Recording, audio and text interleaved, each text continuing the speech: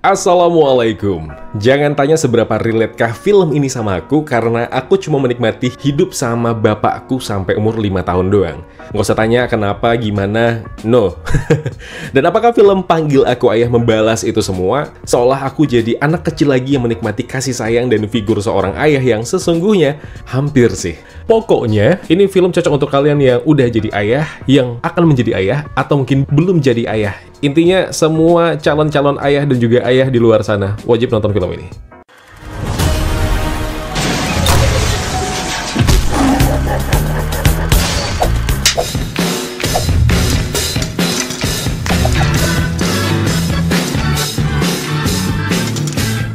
Sebagai remake dari film Korea Pon yang dirilis tahun 2020, versi Indonesia garapan Benny Setiawan yang diproduksi oleh V-Cinema ini bikin kisahnya lebih lokal, lebih relevan, dan tentu saja lebih mengandung bawang. So, buat kalian yang bertanya, apakah film ini layak ditonton? Kau bodoh kalau nggak nonton film ini. Panggil Aku Ayah dibuka dengan suasana tahun 90-an yang akrab banget. Cerita tentang Dedi yang diperankan Ringgo Agus Rahman dan juga Tatang yang diperankan Boris Bokir, di mana mereka di sini sebagai debt collector yang harus ngurusin anak kecil bernama Intan atau Pacil yang diperankan Meisya Lin. Dan hal ini jadi fondasi yang kuat buat seluruh emosi yang dihadirkan. Dari situ penonton langsung diajak ikut tumbuh bareng mereka sambil ngerasain hubungan yang awalnya nggak sengaja malah berubah jadi pengasuh yang penuh dengan rasa cinta. I highly recommend this movie, tapi ya emang gak usah terlalu berekspektasi tinggi. Yang terpenting adalah duduk setengah jam aja udah bikin kau berlinang air mata. Film ini nyawa utamanya jelas ada di Meisya Lin sebagai Pacil kecil. Nggak perlu banyak adegan dramatis berlebihan, dimana ekspresi polosnya udah cukup banget bikin kita percaya ini anak secomel ini. Ya Allah, Pacil kemasan sachet, lucu banget.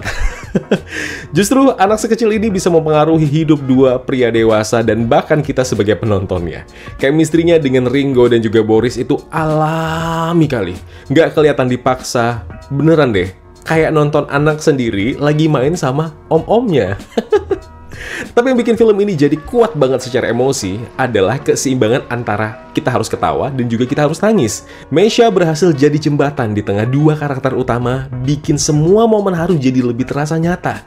Bahkan pas dia udah dewasa aja yang diperankan oleh Tisa Biani, intensitas emosinya masih terus terjaga. Walaupun bagian ini tidak sekuat saat Pacil kecil hadir. Ya wajar sih, ya versi comel sama versi yang udah gede pasti beda feel-nya.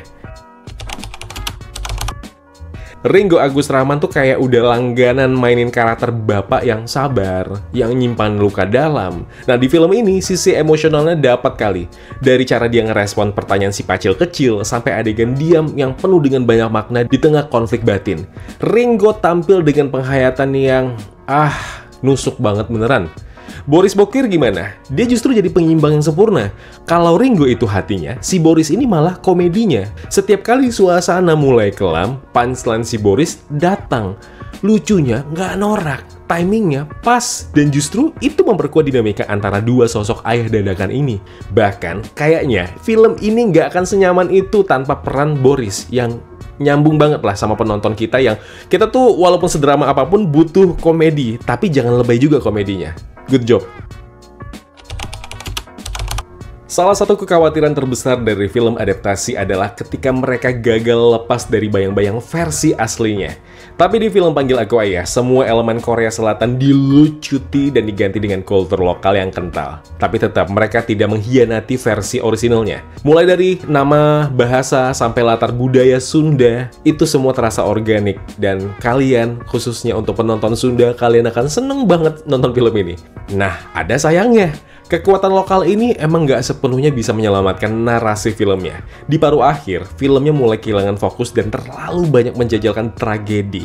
Mulai dari kehilangan, konflik keluarga, sampai trauma masa lalu. Semuanya dilempar sekaligus. Hasilnya apa? Ya, babak belur, Wak. Momentum emosional yang udah dibangun rapi dari awal malah kayak ketutup kabut sedih yang terlalu tebal. Ya nggak harus setebal itu juga lah, ya kan? Boleh kok ngebangun sebuah kesedihan, tapi ya agak tahu diri.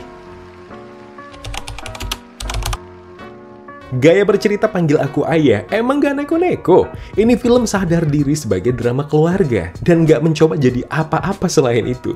Justru dari kesederhanaan tersebut, penonton bisa nemu banyak refleksi tentang siapa yang hadir di hidup kita dan kenapa kehadiran itu lebih penting dari status darah.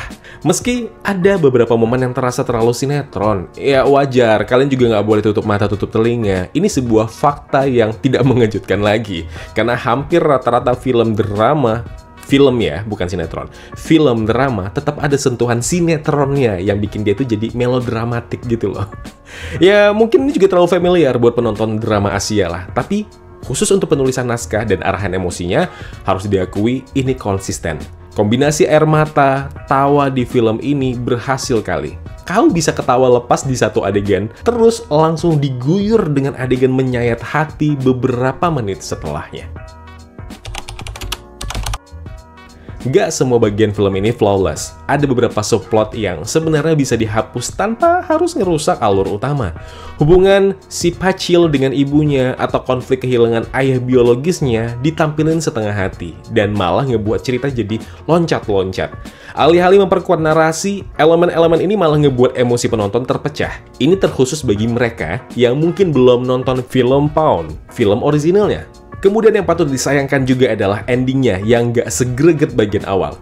Dimana pas penonton udah dibawa naik turun emosinya, closing film ini terasa buru-buru dan agak klise. Harusnya kan fokus tetap di hubungan Pacil dengan Dedi dan Tatang, karena itu inti emosinya. Tapi ya masih bisa dimaklumi lah, karena emang secara keseluruhan film ini tetap meninggalkan kesan mendalam. Panggil Aku Ayah adalah contoh adaptasi yang berhasil secara emosional dan juga budaya lokal. Yes, ini cukup lokal sekali sebagai sebuah film adaptasi. Ini bukan cuma mindahin cerita ya dari satu negara ke negara lain, tapi juga benar-benar ngasih rasa yang baru. Meski beberapa bagian terasa terlalu melodramatis atau kehilangan arah, tapi kualitas akting, komedi yang nyambung, sentuhan lokalnya bikin film ini layak banget ditonton bareng keluarga. I highly recommend this movie. Silahkan tonton bareng keluarga kalian, keluarga sambung, keluarga tiri, keluarga apapun. Serius. Dan buat lo yang butuh alasan buat nangis cakep di bioskop sambil ketawa-ketawa dikit, film ini bisa kali jadi pilihan. Tapi ada catatan dan syarat. Jangan lupa siapin tisu. Kalau bisa banyak-banyak sambil jualan di bioskop. Takut tuh banyak yang nggak bawa tisu lebih. Ya segitu aja dari Kawan Review. Silahkan like video ini kalau kalian suka. Silahkan dislike aja kalau kalian tidak sepakat dengan apa yang sudah aku sampaikan. Tapi harus share dulu pendapat kalian di kolom komentar biar kita sama-sama tahu apa sih isi pikiran kalian, penilaian kalian mengenai film Panggil Aku Ayah.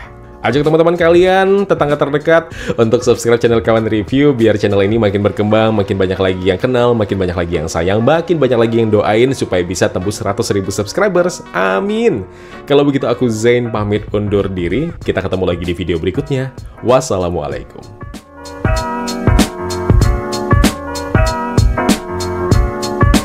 Ya kawan-kawan, terima kasih telah menonton video review ini. Jangan lupa klik tombol like-nya kalau kalian suka, klik tombol dislike kalau tidak suka. Klik juga tombol subscribe dan bel notifikasinya, biar nggak ketinggalan review film terupdate lainnya. Kalau gitu aku Zain pamit undur diri. Terima kasih, tetap positif, dan jangan lupa bahagia.